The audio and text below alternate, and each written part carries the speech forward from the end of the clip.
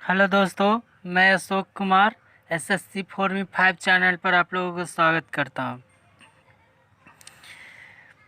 आज मैं विटामिन से रिलेटेड विटामिन क्या होता है, विटामिन की कमी से कौन सी बीमारी होती है, विटामिन कौन सी चीज़ खाने से विटामिन मिलते हैं और किस प्रकार कौन से विटामिन मिलता है, ये मैं सारे इस वीडियो के माध्यम से आपको बताऊंगा। तो दोस्तों, जल्दी से अगर इस चैनल को सब्सक्राइब नहीं किए हैं तो दोस्तों सब्सक्राइब कर दें, ताकि इस तरह से क्वेश्चन ऐसे बहुत इम्पोर्टेंट क्वेश्चन मैं आपको लेकर के आता रहूँगा। और तो दोस्तों, आज चलते हैं क्वेश्चन की तरफ। ये जो बहुत इम्पोर्टेंट पॉइंट है आज विटामिन, क्योंकि विटामिन किस चीज़ से कौन कौन से चीज़ खाने से कौन से हमारे शरीर में विटामिन मिलेंगे, क्योंकि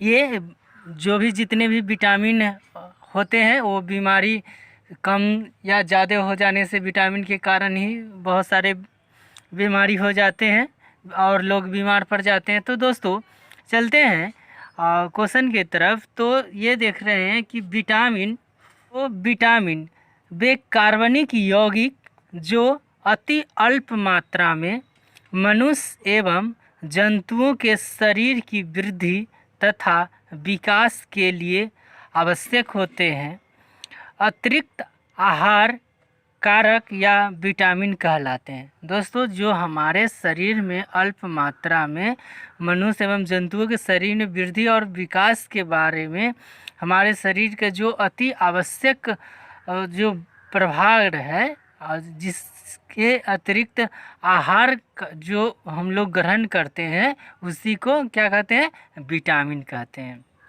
दूसरा पॉइंट है दोस्तों, इन्हें विटामिन नाम फुंक, जो ये विटामिन जो नामकरण किया गया वो फुंक, मतलब फुंक ये वैज्ञानिक के नाम है और इन्हें विटामिन का नाम जो है वो फुंक ने दिया था। तीसरा पॉइंट है, विटामिनों की कमी से अनेक रोग हो जाते हैं।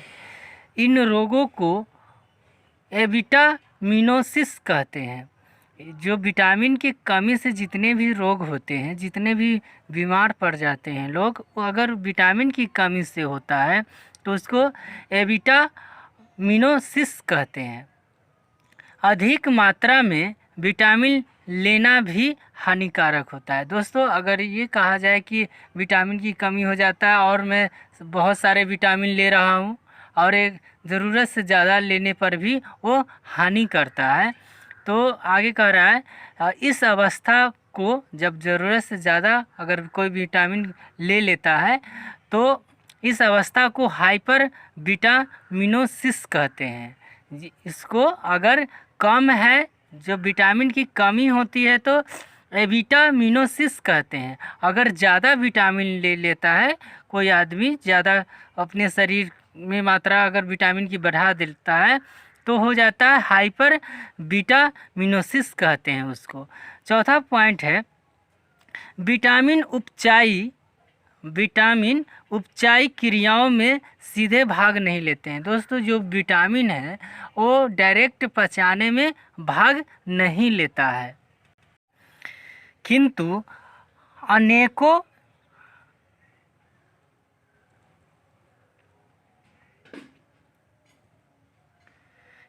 अनेकों एंजाइमों के सहायक की भांति कार्य करते हैं। कहने का तात्पर्य है कि विटामिन जो हम लोग जो भी खाना खाते हैं, जो भी भोजन करते हैं, तो उसमें सीधे तौर पर वो ये पचाने में सीधे कार्य नहीं करते हैं, लेकिन ये जो एंजाइम है उसमें सहायता प्रदान करते हैं, जो कार्बोहाइड्रेट, वसा तथा प्रोटीन उपापचय में भाग लेते हैं। विटामिन उपापचय नियामक होते हैं।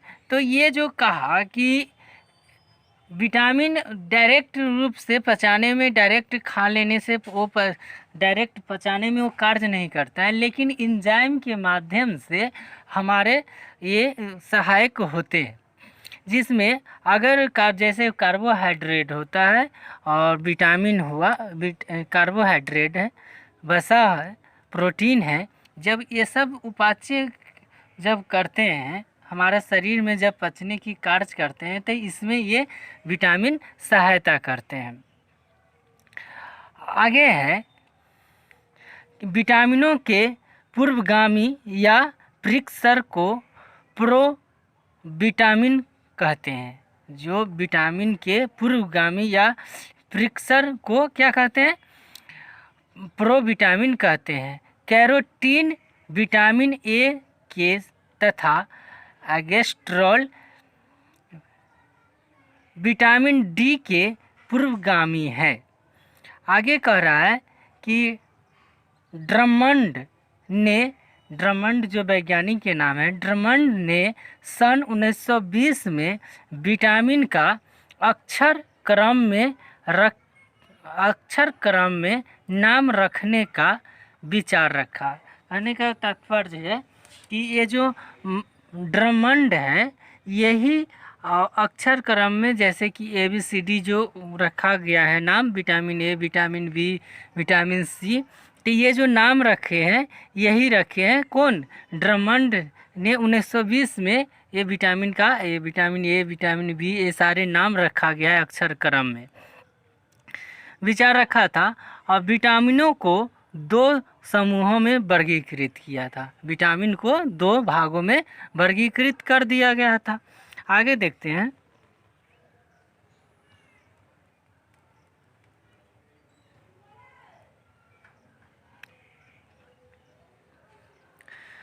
आगे है जैसे कि एक है जल में घुलनशील और दूसरा है वसा में घुलनशील।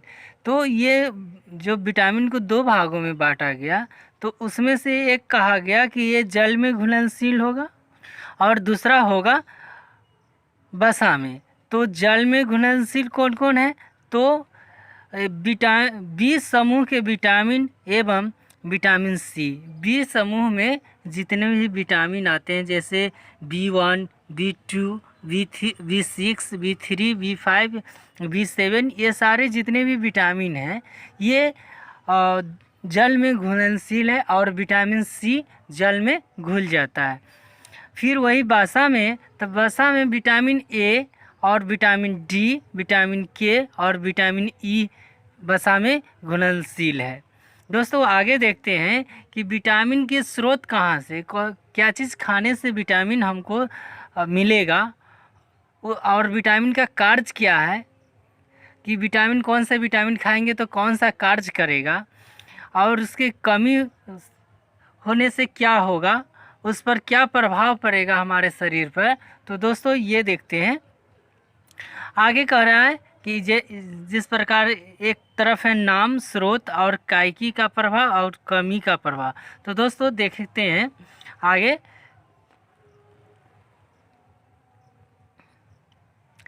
देखेंगे यहाँ वसा में घुलनशील जो है विटामिन ए जो है वो वसा में घुलनशील विटामिन है। तो विटामिन ए को अगर रासायनिक नाम कहा, रासायनिक रूप से देखा जाए तो ये रेटिनॉल इसका नाम है, लेकिन इसको स्रोत कहाँ से है, तो कैरोटीन रंगाओं से यकृत व आंत्रिय स्लेमा की कोशिकाओं एवं संश्लेषित दूध मक्खन, अंडा, मछली का तेल। तो दोस्तों ये इतना चीज़ खाने से विटामिन ए मिलता है। क्या क्या चीज़ खाने से? दूध, मक्खन, अंडा, मछली का तेल, ये स्रोत है ये विटामिन ए का। कायकी प्रभाव पर क्या पड़ेगा, तो ये है दृष्टि रंगाओं का संश्लेषण, एपिथेलियम स्तरों की वृद्धि एवं विकास, ये प्रभाव हमारे शरीर पर डालता है। और कमी क्या होता है तो कॉर्निया, जो आँख में कॉर्निया जो पाया जाता है, कॉर्निया व त्वचा की कोशिकाओं का सल्की भवन, रतौंधी, कुंठित वृद्धि, जीरोपैथीमिया, ये हमारे कमी होता है हमारे शरीर पर। आगे देखते हैं। आगे है विटामिन डी के बारे में। तो विटामिन डी के बारे में है तो ये इसका स्रोत है, जैसे मक्खन खाते हैं तो विटामिन डी मिलता है।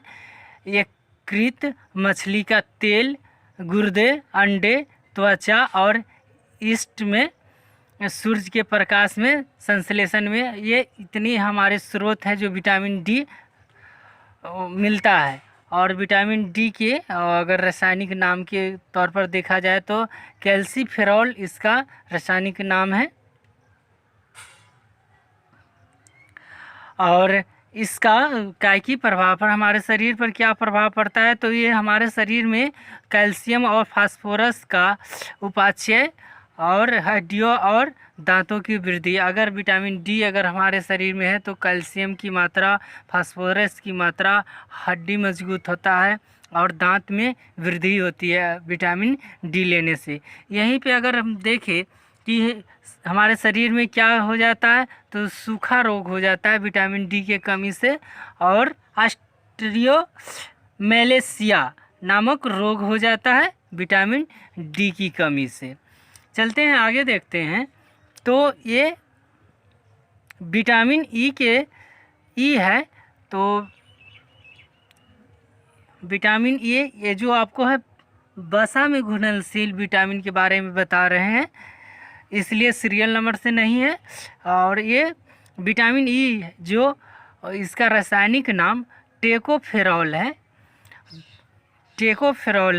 जो इसको स्रोत है हम लोगों को जो मिलता कहाँ से तो ये तेल से मिलता है। तेल खाने से, अंडा खाने से, गेहूं खाने से, अंडे की जर्दी और सोयाबीन खाने से हमारे शरीर में विटामिन ई मिलता है। और हमारे शरीर पर प्रभाव कोशिका झिल्ली की सुरक्षा करता है। अगर हमारे शरीर में अगर विटामिन ई रहेगा तो कोशिका झिल्ली का सुरक्षा करेगा। अजैनिक एपिथेलियम की वृद्धि, पेशियों की कार्यशिथिलता, ये हमारे अगर विटामिन ई की कमी हो जाएगी तो ये हमारा शरीर पर इतना प्रभाव पड़ेगा। और इसकी कमी क्या हो जाएगी हमारे शरीर में तो जनन क्षमता, जो कहने का मतलब है जनन क्षमता कि एक आदमी से दूसरे आदमी को जन्म होता है, दूसरे से तीसरे, तो ये जनन क्षमता हुआ। तो जनन क्षमता की कमी हो जाती है अगर विटामिन ई की कमी हो जाती है तो। जननांग तथा पेशियों की कमजोरी, और हमारे शरीर में पेशियाँ जितने भी है तो उसमें कमजोरी महसूस होने लगता है अगर विटामिन ई की कमी हो जाता है हमारे शरीर में तो दोस्तों ये था। इसके भी और बचे हुए हैं एक जो विटामिन के। तो दोस्तों ये विटामिन के है। विटामिन के को अगर रासायनिक रूप से देखें तो नेफ्थोक्विनोन इसका रासायनिक नाम है। और इसका स्रोत हरी पत्तियाँ, अंडा, यकृत, टमाटर, गोभी, सोयाबीन आदि के बैक्टीरिया। तो ये जो स्रोत है, जो जैसे कि हमारे साग सब्जी, हरे साग सब्जी खाते हैं तो विटामिन के मिलता है। अंडा खाने से, टमाटर, गोभी, सोयाबीन खाने से ये आंत के बैक्टीरिया को ये हमारे शरीर में ये स्रोत है कि ये सारे अगर हम लोग खाते हैं तो विटामिन के हमको मिलता है। कायकी प्रभाव में यकृत में प्रोथोमिवन का संश्लेषण होता है हमारे शरीर में। और कमी हमारे शरीर में क्या होता है तो चोट पर रुधिर का थक्का न जमने से अधिक रुधिर स्राव होता है। तो अगर हम कहीं चोट लग जाता है या फिर कट जाता है तो अगर विटामिन के की कमी रहता है तो उसके शरीर में जो खून थोड़ा देर के बाद बहने के बाद जम जाता है, तो वो जिसके शरीर में अगर विटामिन के की कमी रहेगा तो वो तुरंत वो बंद नहीं होगा खून, और लगातार वहाँ पे उसको स्राव होते रहेगा, जिसके कारण से उसकी मृत्यु तक हो जाती है किसी किसी के, या फिर। तो दोस्तों इसके बाद आगे देखते हैं, जल में घुलनशील इतने जो थे, vitamin A, vitamin D, vitamin E, vitamin के जो था वो वसा में घुलनशील था, और अभी जो अब आगे जो चलेंगे वो जल में घुलनशील विटामिन है। तो ये जो विटामिन B1 है, इसका रासायनिक नाम है थायमिन। जो विटामिन B1 है उसका रासायनिक नाम थायमिन है। विटामिन में अगर ए, बी, और सी है, डी, ई और के जो विटामिन है वो सिंगल है, लेकिन विटामिन बी के बारे में, तो विटामिन बी में कई प्रकार के विटामिन बी पाया जाता है, जो विटामिन B12 तक होता है, लेकिन सीरियल नंबर से नहीं होता है, और बीच बीच में कहीं कहीं छूटा हुआ है। तो आगे उसका भी देख लेते हैं कि कौन सा विटामिन बी में कौन कौन से विटामिन आते हैं। तो ये सारे जो विटामिन बी है वो सारे जल में घुलनशील है। और विटामिन सी, तो ये घुलनशील विटामिन जो है वो उसका रासायनिक नाम थायमिन हो गया। ये जो ये हम कहाँ से मिलता है, तो ये अनाज से, फलियां से, सोयाबीन से, दूध, यीस्ट एवं अंडे एवं मांस से ये विटामिन B1 मिलता है। और हमारे शरीर पर कायकी प्रभाव पर क्या प्रभाव पड़ता है, तो ये कार्बोहाइड्रेट एवं अमीनो अम्ल उपापचय के लिए आवश्यक एंजाइमों में सह एंजाइम। दोस्तों ये कहने का तात्पर्य है कि कार्बोहाइड्रेट जो और उपापचय के लिए, कार्बोहाइड्रेट को पचाने के लिए विटामिन B1 की आवश्यकता होती है। और इसका कमी से क्या कमी होता है हमारे शरीर में, तो ये बेरी रोग जो हो जाता है, तो ये हमारा शरीर में विटामिन B1 से कमी हो जाने पर ये होता है। इसके बाद है विटामिन B2। तो विटामिन B2 का रासायनिक नाम है राइबोफ्लेविन, जो इसका स्रोत है पनीर खाने से विटामिन B2 मिलता है। अंडा, यीस्ट, हरी पत्तियां, मांस एवं यकृत खाने से ये विटामिन B2 मिलता है हमारे शरीर को। और इसका उपापचय जो कायकी उपापचय जो है, कायकी पर प्रभाव हमारे शरीर पर क्या प्रभाव पड़ता है, तो उपापचय में महत्वपूर्ण है, क्योंकि ये पचाने में बहुत महत्वपूर्ण है। ये विटामिन B2 सह एंजाइमों FAD तथा FMN का घटक है, क्योंकि ये हमारे शरीर पर कायकी प्रभाव पड़ता है। और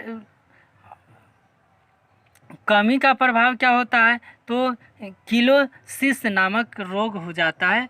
कब? विटामिन B2 के कमी हो जाने के बाद। आगे देखते हैं दोस्तों, आगे है विटामिन B3। तो विटामिन B3 में इसका रासायनिक नाम है निकोटीन अम्ल। इसका रासायनिक नाम है निकोटीन अम्ल।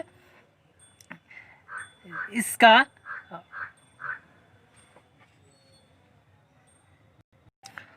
और ये कायकी प्रभाव हमारे शरीर पर उपापचय में महत्वपूर्ण सह एंजाइमों NAD तथा NADP का घटक है। और अगर ये कमी हमारे शरीर पर और बीमारी जो फैलाता है, तो ये मानसिक एवं त्वचा विकार प्लाग्रा नामक रोग उत्पन्न करता है, जब विटामिन B3 की कमी हो जाती है हमारे शरीर में। आगे है विटामिन B6। जो विटामिन B3 के बाद विटामिन B6 आते हैं। तो विटामिन B6 का रासायनिक नाम है पैरिडॉक्सिन नामक ये जो रासायनिक नाम है विटामिन B6 का। और ये स्रोत हम लोग को कहाँ से मिलता है? तो दूध, ईस्ट, अनाज, मांस, यकृत एवं मछली खाने से ये हमारे शरीर में मिलता है, स्रोत है ये सभी। और इसका कायिकी प्रभाव पर क्या प्रभाव पड़ता है? तो प्रोटीन उपापचय में, प्रोटीन को पचाने में आवश्यक एंजाइम में सह एंजाइम है। तो मतलब कहने का तात्पर्य है कि प्रोटीन को पचाने में ये महत्वपूर्ण सहायता करता है।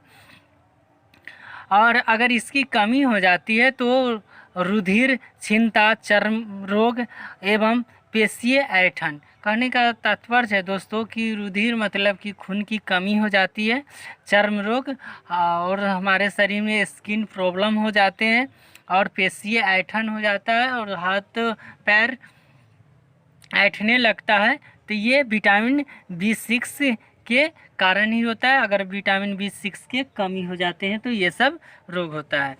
चलते हैं दोस्तों आगे। तो यहाँ विटामिन B5 है दोस्तों, ये सीरियल नंबर से नहीं लगा था। और तो ये विटामिन B5 है। विटामिन B5 को इसका रासायनिक नाम है पैंटोथेनिक अम्ल। विटामिन B5 का रासायनिक नाम है पैंटोथेनिक अम्ल। इसका स्रोत जो है ये कहाँ से आते हैं, हम लोगों को शरीर में कहाँ से मिलते हैं? तो अंडा खाने से, यकृत खाने से, मांस खाने से, दूध, टमाटर, मूंगफली एवं गन्ना खाने से हमारे शरीर में विटामिन B5 का निर्माण होता है। और ये हमारे स्रोत है ये चीज़ खाने से। और कायिकी प्रभाव पर अपचय के सह एंजाइम ए का घटक होता है। और हमारे अगर कमी हो जाती है विटामिन B5 का तो चर्म रोग, वृद्धि कम होता है शरीर का, बाल सफ़ेद होने लगता है एवं जनन क्षमता पर भी प्रभाव डालता है। कब? जब विटामिन B5 की कमी हो जाती है हमारे शरीर में तब। चलते हैं दोस्तों आगे।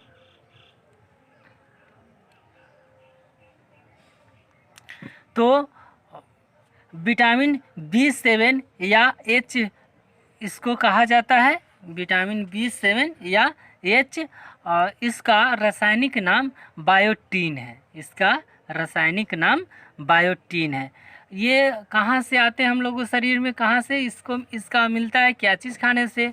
तो मांस खाने से, गेहूँ खाने से, अंडा खाने से, मूंगफली खाने से, चॉकलेट खाने से, सब्जी, फल एवं ईस्ट खाने से हम लोगों का शरीर में ये विटामिन B7 मिलता है। और कायिकी प्रभाव पर क्या डालता है?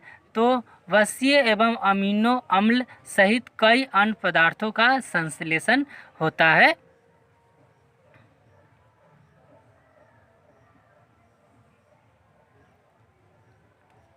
संश्लेषण अभिक्रियाओं में सह एंजाइम। तो दोस्तों ये और ये हमारे शरीर पर इसकी अगर कमी हो जाती है तो इसका क्या प्रभाव पड़ता है? तो चर्म रोग एवं बालों का झड़ना ये विटामिन B7 या H की कमी से अगर किसी को बाल ज़्यादा झड़ता है या फिर बाल झड़ता है या चर्म रोग है तो उसको विटामिन B7 की कमी से होता है।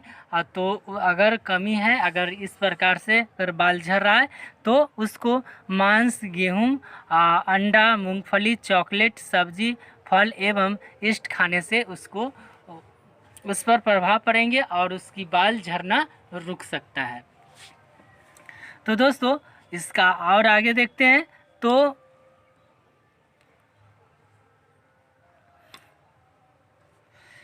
तो विटामिन B9 है। जो विटामिन B9 इसका रासायनिक नाम है फोलिक अम्ल।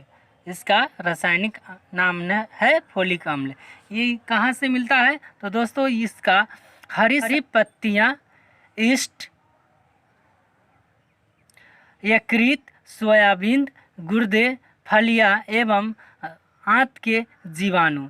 तो दोस्तों ये जो हम लोगों के शरीर में मिलता है, तो ये हरी पत्तियाँ, यकृत, सोयाबीन, ईस्ट, ये गुर्दे, ये सब खाने से हमारा शरीर में ये विटामिन B9 प्राप्त होता है, B9 प्राप्त होता है। और हमारे शरीर पर क्या प्रभाव डालता है, तो वृद्धि रानियों का निर्माण एवं DNA का संश्लेषण होता है। किसके द्वारा, तो विटामिन B9 के द्वारा। इसका शरीर में हमारे मेगालोब्लास्टिक एनीमिया एवं कुंठित वृद्धि हो जाती है और इस प्रकार से रोग होते हैं। और ये विटामिन बी नीचे है विटामिन B12। ये विटामिन B12 विटामिन बी का ये लास्ट प्रकार है ये, और इसका रासायनिक नाम है साइनोकोबालएमीन। इसका रासायनिक नाम है साइनोकोबालएमीन। ये मिलता कहाँ से है, तो दोस्तों ये मांस, मछली, यकृत, अंडा, दूध एवं आंत के जीवाणु खाने से ये हमारे शरीर में विटामिन B12 मिलता है। और दोस्तों ये हमारे शरीर पर ये कायकी प्रभाव कैसे डालता है, कायकी पर प्रभाव कैसे डालता है, तो वृद्धिराणुओं का निर्माण एवं न्यूक्लिक अम्लों का संश्लेषण करता है। और इसकी अगर कमी हो जाती है हमारे शरीर में, तो परनीसियस एनीमिया एवं तंत्रिका तंत्र की गड़बड़ी हो जाती है। जब विटामिन B12 की कमी हो जाती है तब। अब चलते हैं आज ये विटामिन C के तरफ। तो विटामिन C आज का लास्ट ये टॉपिक है। ये विटामिन प्रभाव प्रकार में ये लास्ट है। तो विटामिन C को रासायनिक नाम एस्कॉर्बिक अम्ल है। विटामिन C को रासायनिक नाम एस्कॉर्बिक अम्ल है। ये क्या चीज़ खाने से मिलता है, तो दोस्तों ये नींबू वंश के फल जो भी उसमें आते हैं, और टमाटर खाने से, सब्जियां, आलू एवं अन्य फल खाने से, जितने भी फल है इस सारे फल खाने से विटामिन C मिलते हैं। और यही कायकी पर हमारे शरीर पर क्या प्रभाव डालते हैं, तो अंतरकोशीय सीमेंट, कैलेजन तंतुओं, हड्डियों एवं मैट्रिक्स एवं दांतों के डेक्टिन का निर्माण करता है। इसकी हमारे शरीर में अगर कमी हो जाती है तो ये स्कर्वी रोग हो जाता है हमारे शरीर में। तो दोस्तों आज के लिए ये लास्ट टॉपिक है। फिर कल मिलेंगे एक नेक्स्ट टॉपिक, एक महत्वपूर्ण और काफ़ी इम्पोर्टेंट टॉपिक लेकर के। तो दोस्तों आज के लिए इतना ही।